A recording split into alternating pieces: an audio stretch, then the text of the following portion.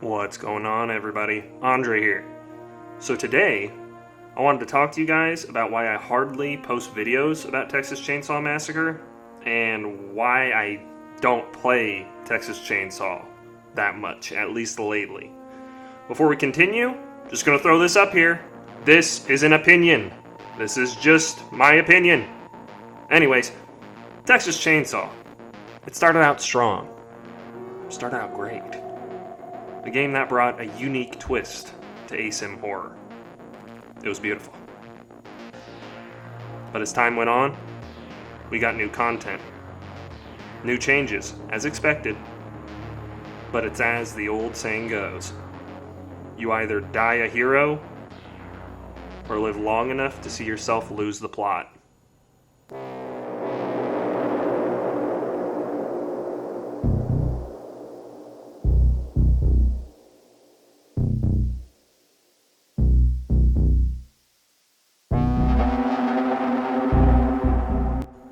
So, my first issue with the game is the handling of certain paid DLC.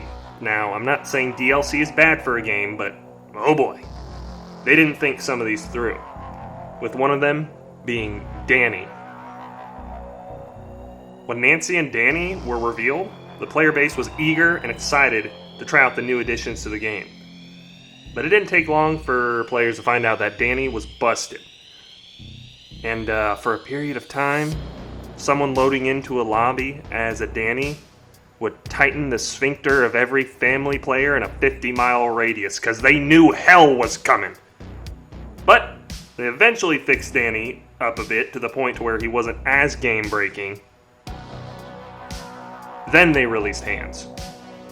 Now, don't get me wrong, Hands is a great inclusion, but it makes you wonder, with Hands' main ability to rip stall essentially being the countermeasure to Danny's ability to tamper, why was Hands released at a much later date? If you wanted to keep your game balanced, wouldn't you release them at the same time? Did they delay the release of Hands so they could do, I don't know, more lore building with Nancy, Danny, and Maria?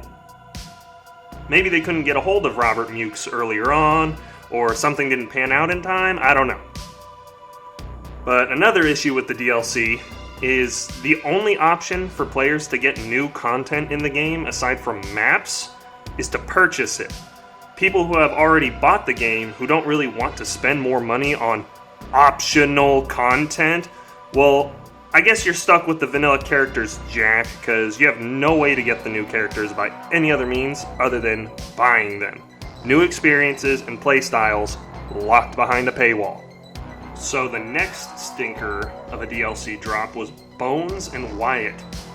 Bones was released broken, and not in a good way, with his savagery and stamina busted, and his perks that allow him to jump out of windows, go over barricades, and go down wells. While cool on paper, most of those, if not all of them, aren't really that useful in an everyday match. The well one is fun, but you get my point. While the well perk is the most forgivable, the other two aren't even worth wasting a perk slot over. His barricade perk, even at level 3, is useless. In my opinion, hear me out, once again, this is just my opinion, I think specifically those two, the window perk and the barricade perk, should just be base kit for Bones. You give him a situational ability to interact with windows and barricades that isn't really that strong or really that useful to begin with, but you still open up more options for crazy builds. I doubt that'll ever happen, but a man can dream. Next is Wyatt, with his ability to throw knives. Now, that didn't sound broken at all. I mean, how bad could it be?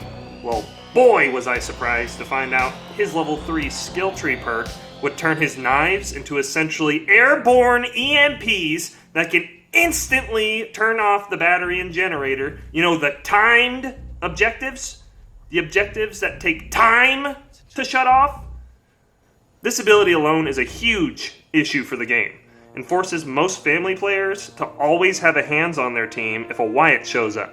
If the victims decide to bring a Wyatt, Leland, and a Connie, it's guaranteed going to be a rough match for the family if those victims are coordinated or on comms. And most of those who are saying, just get good, or watch your gate, or just watch your area, are usually victim mains that rush with strong victims and hardly even play family themselves. They spent so much time shooting fish in a barrel that they've lost touch with the game balance. The most vocal part of the game's community is obviously the casual player base. Most casual players will stick with playing as victim, as it's the most popular side to choose and the easiest. And Gun doesn't prioritize making their entire player base happy. No. Gun prioritizes making their most vocal players shut up. They don't seem to care about the opinions of the hardcore players or people who have played both sides just as much and have genuine constructive criticism and feedback. If you want a really good example of this, go watch any of their live streams where they talk with the chat, where you can still read the chat logs. They deliberately pick the most basic and safe topics to talk about while ignoring the wave of messages bringing up something like unpaid incentives, a family rework, etc. They did bring up the player base clamoring for a hardcore mode and immediately shut it down. They say Texas should be played as an immersive horror experience where you can live out a scene in Texas Chainsaw Massacre like you're in the movie, and claim their game isn't competitive. Yet the average player will want to grind their characters to get the meta perks. Truly, choosing from all these perks is more of an illusion of choice.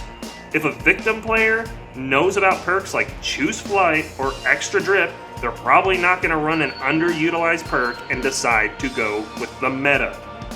The game balance is fried, and it shows in the game's decreasing player numbers.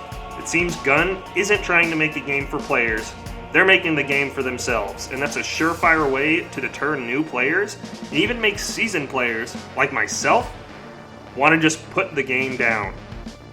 So yeah, those are basically the cliff notes as to why I haven't played this game in a while.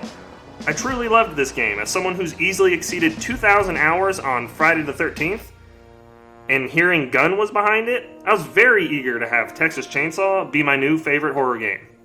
Oh, how naive I was. How naive. But the writing is on the wall, and the numbers don't lie. I truly wanted this game to succeed. I wouldn't have made this video if I didn't care about Texas Chainsaw. Until Gun wakes up a bit and gets their heads out of their asses, I'm not really going to be hopeful for this game's future. I know they're investigating Wyatt's knives, but at the rate they're going with the pattern of the DLC drops, I imagine the next family member will have the ability to counter Wyatt's knives somehow, or maybe tamper with bone scraps to affect the victim side, and they'll probably release said family member in the next 10 to 11 months. And I know about the update that's releasing tomorrow morning, and how Wyatt's knives were addressed, but all they did was remove his ability to shut off both the electric trap from hands and the objective item in one knife throw.